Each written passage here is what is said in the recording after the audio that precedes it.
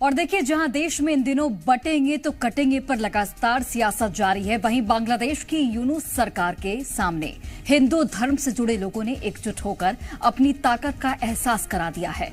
इन लोगों ने बांग्लादेश की सरकार के सामने मांगे रखी है, जिसके मुताबिक हिंदू फाउंडेशन बनाए जाने से लेकर दुर्गा पूजा के त्योहार पर 5 दिन का सरकारी अवकाश घोषित किए जाने की मांग रखती है। सनातन धर्म के लोगों से यूनुस सरकार ही नहीं बल्कि पाकिस्तान भी डरा हुआ दिख रहा है। यहां दिवाली के मौके पर हिंदुओं को तोहफे का भी ऐलान कर दिया गया है।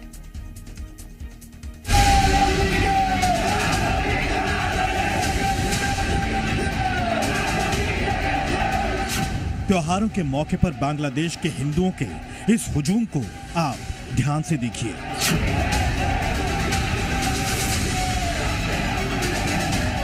बांग्लादेश में अपने हक की लड़ाई लड़ रहे सनातनी आज भी पूरी ताकत से एकजुट हैं।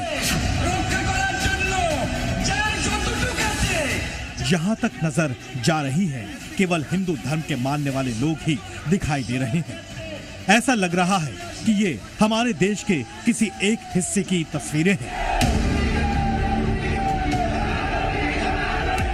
यहां ये अपने हक की लड़ाई दिवाली जैसे उत्सव को भूलकर लड़ रहे हैं। जब से बांग्लादेश में हिंदू पर अत्याचार की घटनाएं बढ़ी, तब से ये पहला मौका है जब सनातन जागरण मंच के बैनर तले चटगांव में इतनी बड़ी संख्या में एक साथ एक ही जगह पर बांग्लादेश के भीतर हिंदू समाज एकजुट है।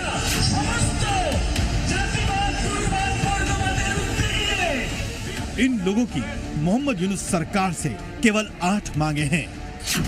हिंदुओं पर हो रहे अत्याचार पर तुरंत सुनवाई हो, पीड़ितों को मुआवजा मिले, छिनी हुई संपत्ति वापस हो, अल्पसंख्यकों के लिए पूजा स्थल बने, अल्पसंख्यकों का पुनर्वास हो, अल्पसंख्यक संरक्षण अधिनियम लागू हो, अल्पसंख्यक मामलों का मंत्रालय बने और हिंदू फाउंडेशन बने।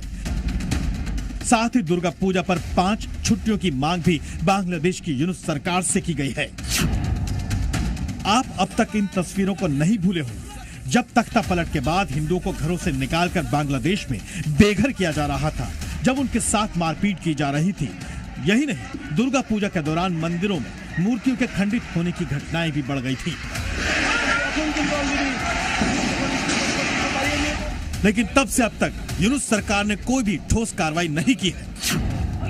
इन बढ़ती हुई घटनाओं के बाद बांग्लादेश से निर्वासित लेखिका तस्लीमा नसरीन और हाल ही में रेजिडेंट परमिट रिन्यू होने के बाद वो लिख रही है, कट्टरवादी जो नया बांग्लादेश बना रहे हैं, उसे मैं जिहादिस्तान कहना ज्यादा पसंद करूंगी।